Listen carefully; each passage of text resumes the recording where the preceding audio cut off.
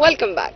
Egypt has always been the melting pot where all civilizations melt in Egypt and created our Egyptian identity, which is very much distinguished and different from any other identity all over the world.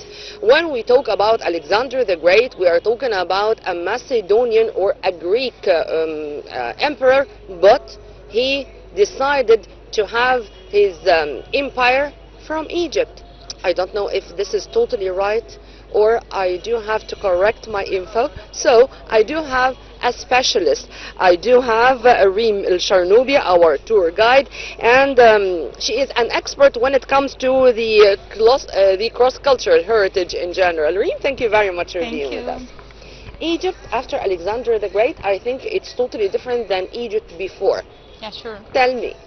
Sure. Well, so if we're talking about Alexander the Great, he did a lot. But let's start from the beginning, how he entered. 330 BC, he found that Egypt is so poor, and he decided to use his own point or his own method to enter Egypt by using the religious point or the religious side. So he started to tell the people in the time that he is the son of the gods, and he entered Egypt just because of this point, just because of the people. He found that the people were so religious. And when he entered, he started to establish his own capital, Alexandria, that's carrying his own name. It's like far from here, like 3 hours, and he started to establish his own capital carrying different design, different to the ancient Egyptian time. He started to establish his own capital carrying different design, vertical and horizontal design, a square shape for every district. So it started to be different, and also the ruling started to be different 100%. And how he was already influenced by the Egyptians. I mean, it's a cross-cultural issue. I mean, yes. He did not eliminate or erase all about the Egyptian culture. He had this mix between, or focusing on the similarities between the Greek and Egyptian culture. True? Yeah, so sure, for sure it's true, because he wanted to respect the Egyptian culture, but was adding some traditions or some, how we can say, actions, or how, or we can say that he started to add some signatures about his own character by adding a lot of places related to the Greek empire, but he wanted also to be respecting the Egyptian traditions. So he did that. How the Egyptians themselves received this mix between the Greek language, the Greek culture, and their own culture? No, to be honest, the Egyptians respected the culture, the Egyptian culture, and also they respected their own language by keeping, or they already started to use the Egyptian language between each others, but they started to use the Greek language just between the kings, just to respect also this language. So they start to mix the languages between the people, especially between the kings and between the normal people. So it starts to be different by respecting the two cultures together in the same place, in the same land, just Egypt.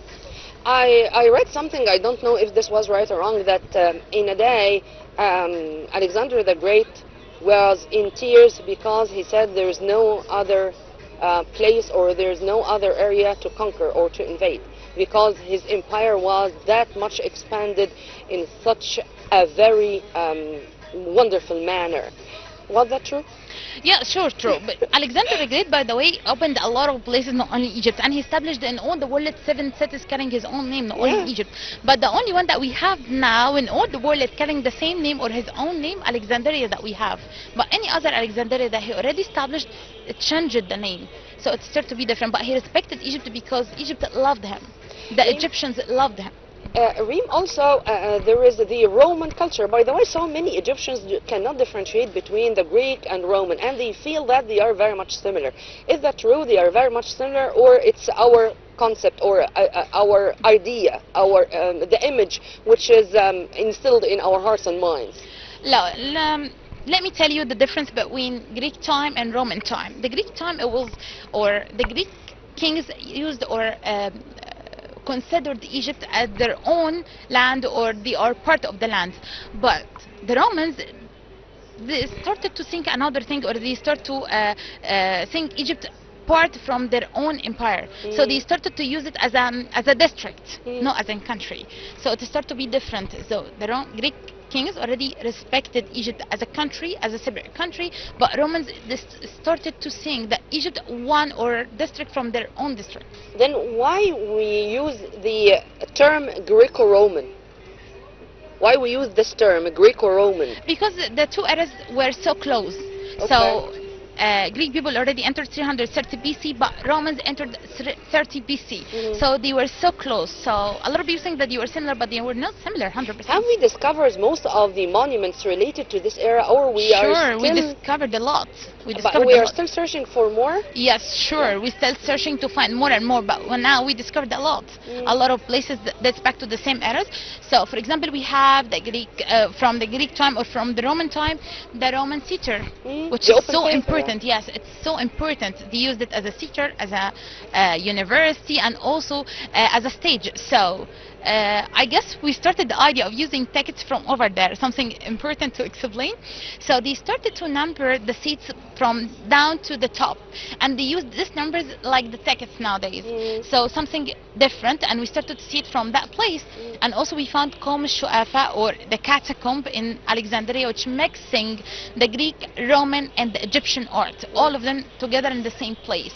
So we still have a lot of places, and we still have a lot of footprints showing us. And we still have a lot of artifacts and monuments under the water. For sure, under yes. the Mediterranean Sea's water. Yeah, sure, we still have a lot. By the way, all we have now in Egypt, nothing comparing from what we have. We still have a lot, not only from the Greek-Roman period, from the ancient Egyptian history as well. We still have a lot of places not discovered yet. But focusing on that, did we know much about the way Egyptians lived and the way the emperors behaved from the, at least this, I'm not going to be to say very few number, but at least with what we discovered, we knew a lot about their life in general, or still there are gaps which we do not know anything about. We can't say the number, or we can say percentage, but we still have a lot of places not discovered, like the tomb of King Alexander the Great.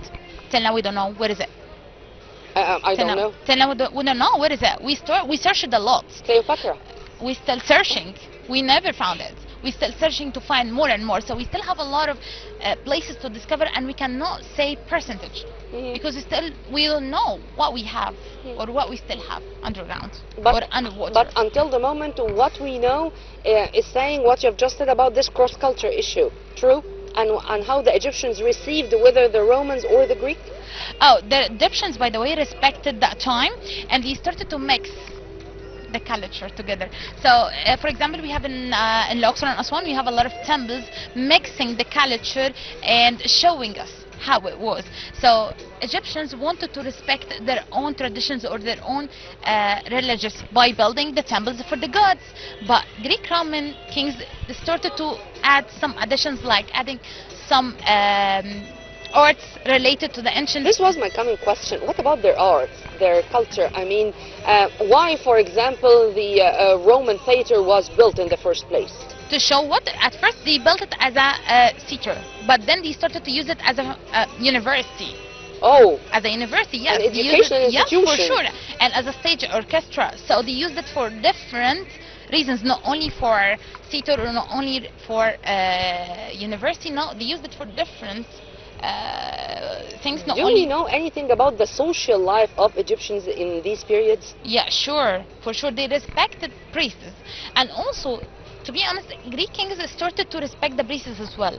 But the Romans, they started to be a little bit, how we can say, they started to be a little bit different with the priests. They wanted to show that we are different. We are not Egyptians. We are not respecting. But Greek people or Greek kings already respected the traditions, respected the normal life, the daily life of the ancient Egyptian people, and they respected how they lived, and they wanted to continue in the same level, in the same class. Reem, I enjoyed our discussion. Thank you very much, dear. Thank you, Nermeen. Thank you. Right after this, we are going to be back with more. Stay tuned.